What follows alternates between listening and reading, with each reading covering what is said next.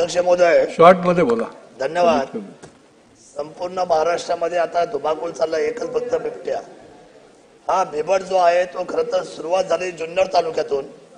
जुन्नर तालुक्यामध्ये आजच्या मितीला 2000 बिबट्या आहेत. आणि मला दुर्दैवाने सांगावं लागेल अध्यक्ष महोदय, अतिशय गंभीर बाब आहे.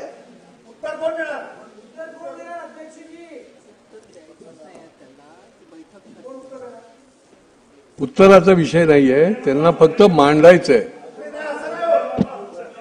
त्यांना अध्यक्षांनी परवानगी दिलेली होती. 4 नंबर लक्षवेधीवर ते मांडून बैठकीमध्येच त्याचं उत्तर मिळणार आहे, परंतु त्यांना मांडायचंय, त्याला परवानगी दिली आहे म्हणून त्यांना आपण बोलायची परवानगी दिली आहे. बोला तुम्ही, बोला. अध्यक्ष महोदय, हा अतिशय संवेदनशील विषय आहे. मला आपल्याला फक्त एकच सूचित करायचं आहे, वाघ आणि बिबट्यामध्ये काय फरक आहे.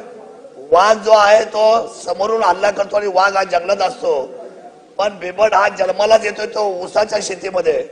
आज जिथे आम्ही लोक राहतो, जिथे शेतकरी राहतात, ते अतिशय भययुक्त वातावरणामध्ये राहत आहेत आणि कुठल्याही वेळेला शेतीमध्ये काम करत असताना हा हल्ले करतोय. साहेब तुम्हाला मी सांगतो, 2024 ते 25 या वर्षी आता 9 लोक आमची मेले. लहान मुलं गेली, शालेय मुलं गेली, काय वृद्ध गेले, काय महिला गेले. 9 लोकांना शासनाने 25-25 लाख रुपये दिले. अध्यक्ष महोदय, आज 2 कोटी रुपये त्यांना आले, आम्हाला मान्य आहे, पण जीविताचं काय. हा जो प्राणी आहे हा आहे तो मांजर प्रजातीचा आहे अध्यक्ष महोदय. आणि या शेड्यूल 1 मध्ये टाकलं, याला वाघ केलंय. म्हणजे मांजराच्या जातीला तुम्ही वाघ केलंय साहेब, ही कोणती पद्धत झाली. फॉरेस्टच्या खात्याने आणि वन खात्याने याची दखल घ्यावी.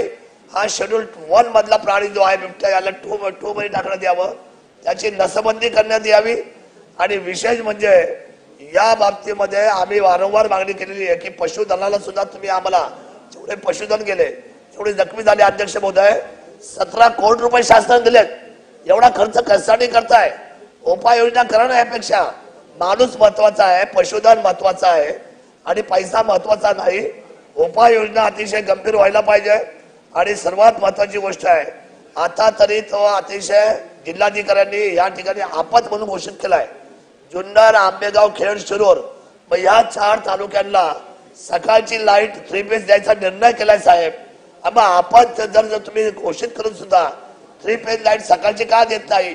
रात्रीच्या वेळेला तो आमचा जीव मुठीमध्ये घेऊन हा आमचा शेतकरी ज्या वेळेला पाणी भरायला शेतामध्ये जातो साहेब, या बाबतीमध्ये अजिबात संवेदनशील आपण ठेवली नाही का. माझी विनंती आहे, हा विषय रेकॉर्डवर ठेवत असताना या बाबतीमध्ये गंभीर उपाययोजना करावी अशी हात जोडून शासनाला विनंती आहे. धन्यवाद. जय शिवराय. लक्षवेधी.